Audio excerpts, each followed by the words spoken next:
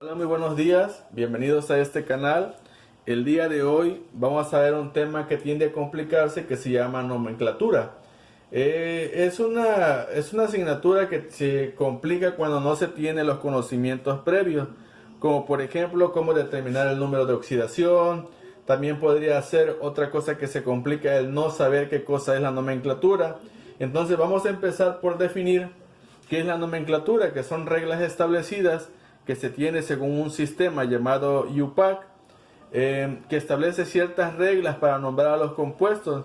Es como, por ejemplo, ¿por qué es importante? Porque se imaginan que todos los compuestos se llamaran igual, que no existieran reglas. Sería como si todos tuvieran el mismo nombre y el mismo apellido. No sabríamos organizarnos ni clasificar, por ejemplo.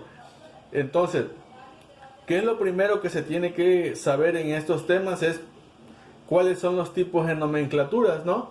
Entonces tenemos en primer lugar la nomenclatura sistemática, que es la que más se utiliza debido a la facilidad que se tiene para nombrar a un compuesto.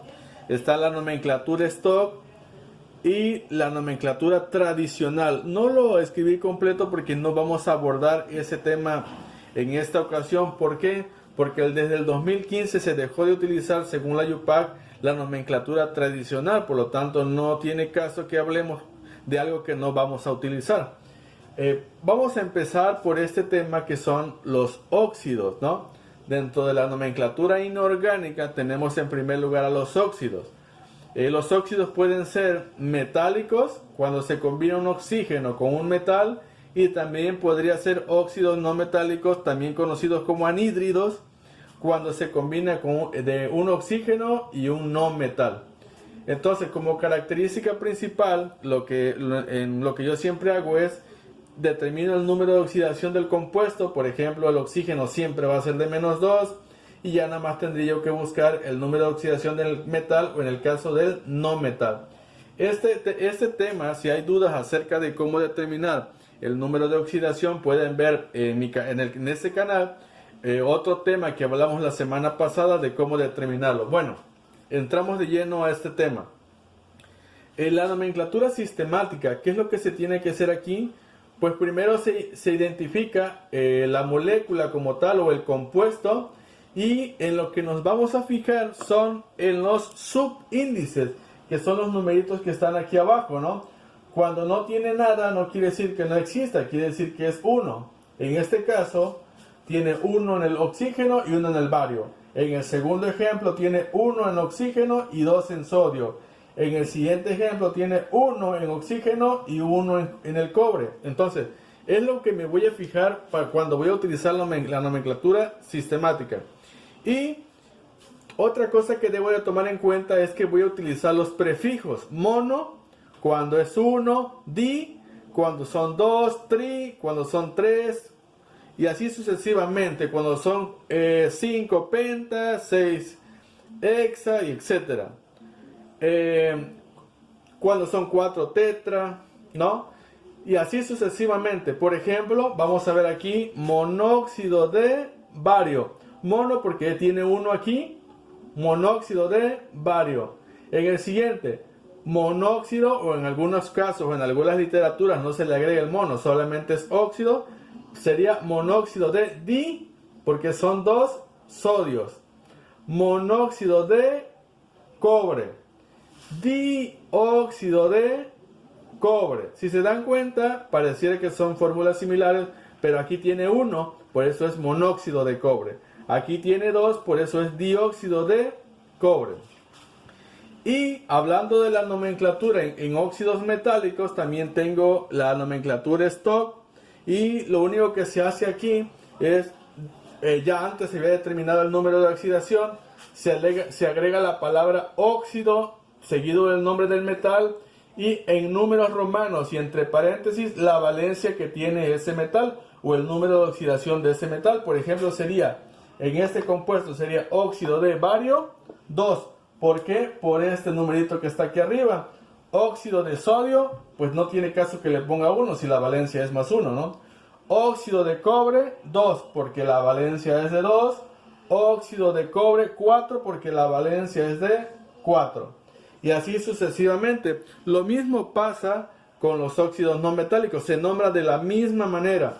Si se dan cuenta es monóxido porque tiene uno de dicloro porque son 2 cloros, pentóxido de dicloro porque son 5, penta, óxido de di porque son 2 cloros, dióxido de azufre porque son 2 de azufre, perdón, 2 de oxígeno y 1 de azufre, por lo tanto sería dióxido de azufre. Y en la nomenclatura stock es exactamente igual, óxido de cloro 1 porque la valencia tiene 1, óxido de cloro 5 porque la valencia es de 5 y óxido de azufre 4 porque la valencia es de 4. Nomenclatura de hidruros. Este tema es muy parecido a la nomenclatura de los óxidos que vimos apenas, pero ¿cómo podemos identificar cuando me está hablando de un hidruro? Pues porque en la molécula o en el compuesto viene, en vez del oxígeno, viene el hidrógeno. De ahí proviene el nombre de hidruros, del hidrógeno. Y esos hidruros podrían ser metálicos, podrían ser no metálicos, y existen otros compuestos que tienen también hidrógeno, pero que en este caso, en vez de un metal y un no metal, tienen los halógenos, que reciben el nombre de haluros de hidrógeno. Se sigue utilizando la misma nomenclatura sistemática y la nomenclatura stock para nombrarlos, al igual que se hizo en el tema anterior con el de los óxidos. Bueno, ¿en qué nos basábamos para la nomenclatura sistemática? Recuerden que es en los subíndices que tienen cada molécula. Por ejemplo, cuando no tiene nada de subíndice 1, por lo tanto, este compuesto podría ser un monohidruro de sodio o simplemente hidruro de sodio. Mono es de 1, en este caso cuando tiene 1 quiere decir que es mono o simplemente no se coloca. Y en el caso del siguiente compuesto estamos hablando de un hidruro de potasio o monohidruro de potasio, es lo mismo.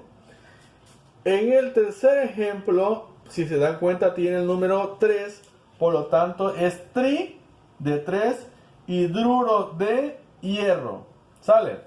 Y en la siguiente nomenclatura, que es el stock, es exactamente lo mismo, se nombra hidruro de sodio, pero en este caso va el número romano, en este caso es 1, es hidruro de sodio 1, o simplemente no se coloca y ya se sabe que es hidruro de sodio 1. En el siguiente sería un hidruro de potasio en números de romanos 1, o no se coloca. El siguiente ejemplo, estamos hablando de un hidruro de hierro y en números romanos el número 3. Hidruro de hierro 3. En los hidruros metálicos se nombra de la misma manera trihidruro de nitrógeno, trihidruro de boro. 4.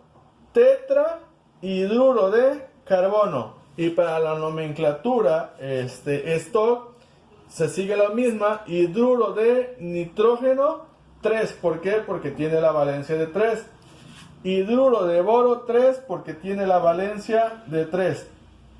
Hidruro de carbono 4 porque tiene la valencia de 4. Estamos hablando del no metal, de la valencia del no metal. Y el último ejemplo que me habla acerca de los haluros de hidrógeno, la diferencia es que en este caso tiene al principio de la molécula el hidrógeno y también pueden ser considerados ácidos. Entonces, ¿cómo se nombra? Se nombra primero, en este caso el halógeno, con la terminación uro, por eso es cloruro de hidrógeno. Yoduro de hidrógeno.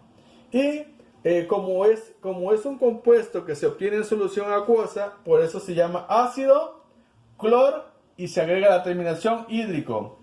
Ácido hídrico. En este caso que fuera el hidrógeno y el bromo, ácido bromídrico. Sería todo por el día de hoy. Gracias y espero que sea de su agrado. Hasta la próxima.